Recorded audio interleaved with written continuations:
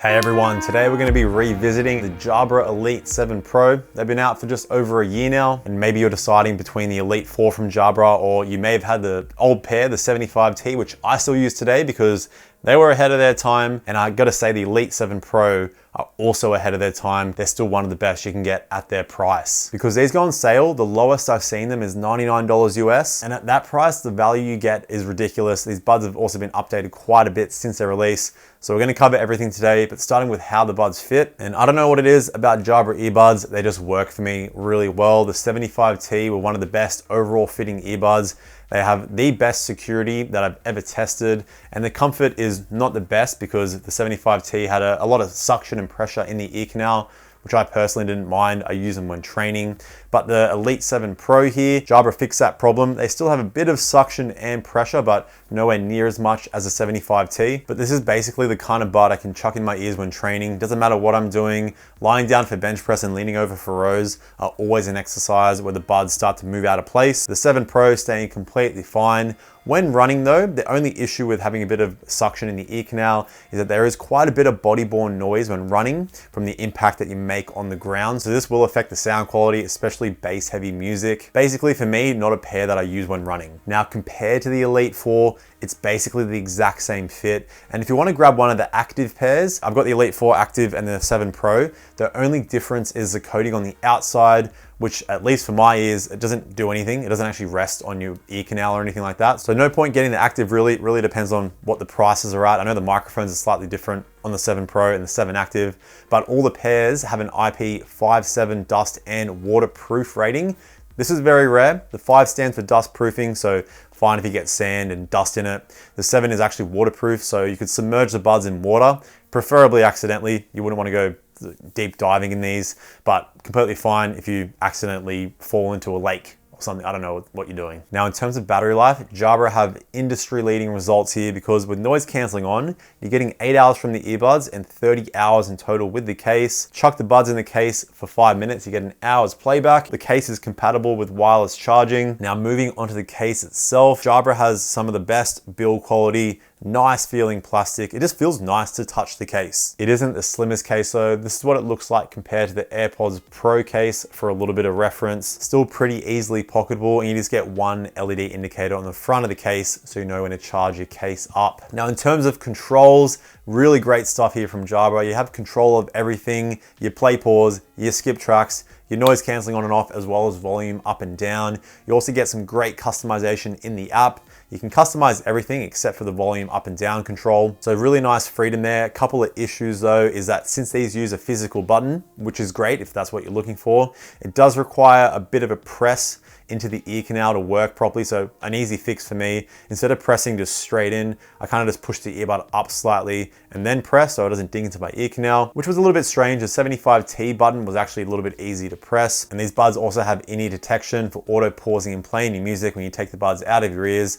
I ran it through my pocket test where I take one bud out, chuck it in my pocket and just live my life normally if I'm training or whatever, and my music would start to resume when the bud was in my pocket. You also get some more customization in the app. You can even customize if you want to have the voice command to let you know what's going on, or just have a beep. Where on the Elite 4, you only get the beeping sounds, you can't customize it as much, and you don't get any control customization. And the Elite 4 also uses a physical button, and it's actually much harder to press in, but you can do the same thing, and that's the same workaround. Now connectivity, you got Bluetooth 5.2, SBC and AAC, and unlike the Elite 4, the 7 Pro does have multi-device connection, so you can have 2 devices connected to the earbuds at the same time. It's a little bit jittery when you're switching between devices. I tested mine with my iPhone and my MacBook, and you just have to pause playback on one device before you resume it on the other device. You can also use one earbud while you leave the other in the case, and this does work in mono mode, so if you're using just one earbud, you're gonna hear both the left and right audio channel, so you're not gonna miss any of the music that you're listening to. Now, latency with watching videos and movies is completely fine. Here are the results I got in my gaming latency test on both iOS and Android. If you get around 400 milliseconds, that's fine for casual games. If you want to get around 200 milliseconds if you're into more fast reaction games like shooters. Now I want to compare the Elite 4 microphone to the Elite 7 Pro. From my testing, the Elite 7 Pro sounds really good. It is just a little bit quiet, but here are the samples so you can hear for yourself. All right, so here I am in the outside world, currently recording the audio off my iPhone so you can hear all the noise going on around me. All right, so here is the call quality of the Jabra Elite 7 Pro. Currently outside, it's a little bit windy. I'm getting bitten by ants, which is why I'm wiggling around. All right, and here is the call quality of the Jabra Elite 4 Active. In my memory, they're very loud and also pretty good at blocking out background noise, potentially better than the 7 Pro.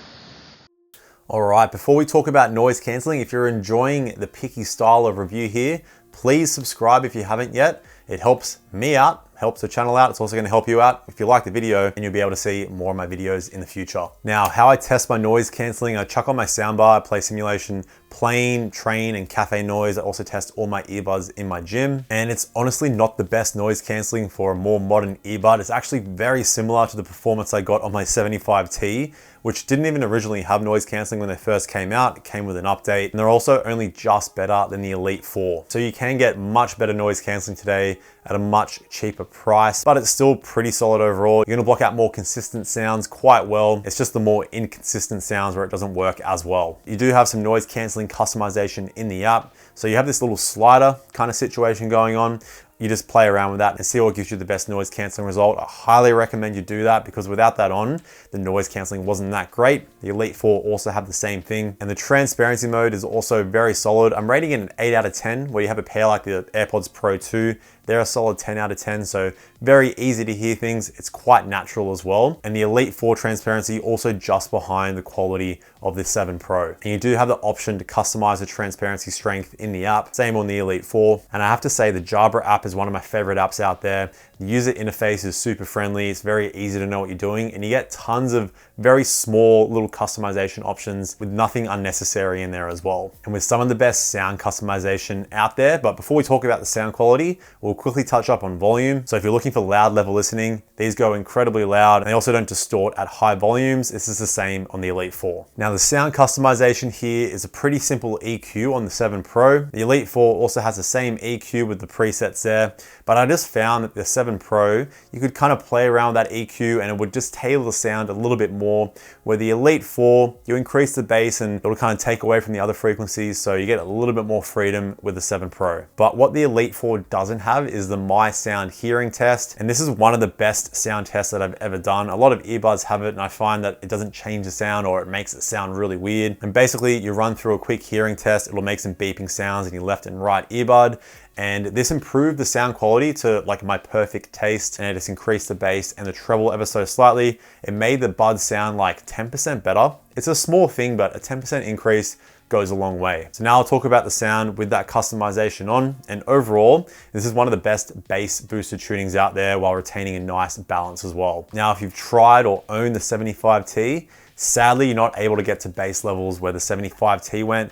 They still have the best deep subwoofer bass out there, like a 9.5 out of 10 on my sub scale. Where the 7 Pro, it's more like an 8 out of 10. You can even EQ that with the bass boost EQ on. You're not able to get to the levels that the 75T was able to get to. So bass this time around has a little bit more punch to it, a nice blend of both mid bass and sub bass, where the 75T was more just sub bass. So the mid bass did get a bit lacking at times, but the bass response on the 7 Pro, it just works well with any kind of music you throw at it. It's not too over the top, but nothing is ever lacking. And I really like the bass boost EQ on the 7 Pro. It boosts the bass to a point I'm not getting too over the top, but I like using that when training because I'm not like trying to intricately listen to my music. I just want some nice energetic sound, and it works really well. Now the mid-range here is very solid. Vocals and instrumentation never get lost. Not the best mid-range, but it just gets the job done. The treble is more of a standout though. It doesn't have the most amazing sparkle, but you get some really nice precision and detail. I always notice this being a drummer myself, things like hi-hats, crashes, ride cymbals have a nice direct sound. This also carries over to acoustic guitars, synth and electronic music. It all has great separation, but sounds natural at the same time, rarely gets too harsh or sibilant as well. So if you are a bit more sensitive to treble, but like a nice amount of it, these are gonna be the pair for you. Now the soundstage, kind of like the mid-range, nothing special, but it gets the job done. So combining all of this together, it's a pretty hard tuning to fault. It's not the best sound quality you can get at the price, but it's definitely up there with just enough customization to make them work perfectly for yourself. Now comparing the sound quality to the Elite 4 are pretty solid.